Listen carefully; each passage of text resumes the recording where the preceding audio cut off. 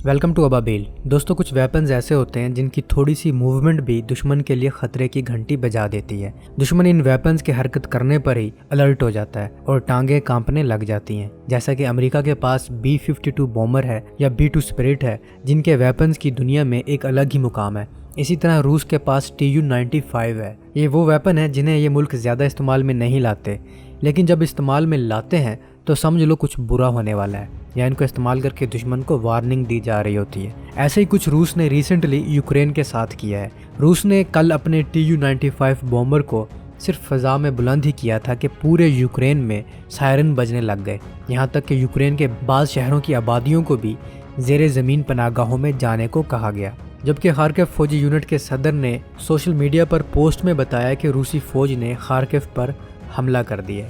दूसरी जानिब यूक्रेनी ज़राए अबलाग ने भी कहा है कि मुल्क के बाज़ इलाकों में धमाकों की आवाज़ें सुनाई दी गई हैं। सवाल यह है कि रूस अपने इस एयरक्राफ्ट को क्यों हरकत में लाया है और यूक्रेन इससे इतना डर क्यों रहा है। इस वक्त यूक्रेन काफ़ी एग्रेसिव माइंडसेट के साथ रूस के साथ लड़ रहा है और आगे बढ़ने की कोशिश कर रहा है, और ये सब कुछ यूक्रेन अमेरिका और दूसरे मगरबी ममालिक की सपोर्ट के बगैर तो नहीं कर रहा। और रूस को ये सब कुछ बर्दाश्त नहीं है कि एक मुल्क जो इससे छोटा भी हो, कमज़ोर भी हो, वो मुल्क एक पावरफुल न्यूक्लियर कैपेबल कंट्री पर चढ़ दौड़े। दुनिया का कोई भी ताकतवर मुल्क ये बर्दाश्त नहीं करेगा। ऐसे ही कुछ दूसरी आलमी जंग में हुआ था, जब जापान ने अमेरिका से पंगा ले लिया था और अमेरिका ने अपनी ताकत मनवाने के लिए और जापान को सबक सिखाने के लिए एक बमबार त्यारे B-29 को इस्तेमाल किया था, जिसने एटॉमिक बॉम्ब जापान पर ड्रॉप किए थे। इसी B-29 के अगले वर्जन्स में B-52 बॉम्बर आता है, जो कि अपनी रेंज, अपने पेलोड के लिहाज से एक मुनफरिद अहमियत रखता है और आज 70 साल बाद भी सर्विस में शामिल है। इसी B-52 का जो हम पल्ला बमबार त्यारा है वो रूस का Tu-95 है। इन दोनों की हैसियत एक सी है।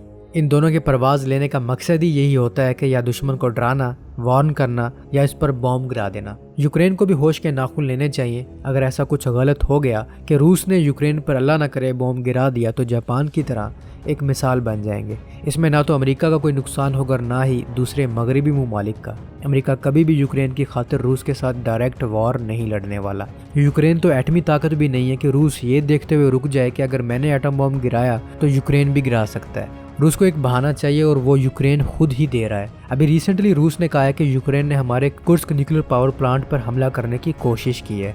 अब अगर यूक्रेन ऐसी हरकतें करेगा तो रूस एक बड़ा मुल्क है, कभी भी नहीं चाहेगा कि दुनिया ये याद रखे कि एक नॉन न्यूक्लियर मुल्क ने एक न्यूक्लियर पावर मुल्क को हरा दिया। याद रहे, यूक्रेन ने रूस पर अपने हमले तेज़ कर दिए हैं, जिसके बायस कई महाज पर इस वक्त शदीद झड़पें जा रही हैं।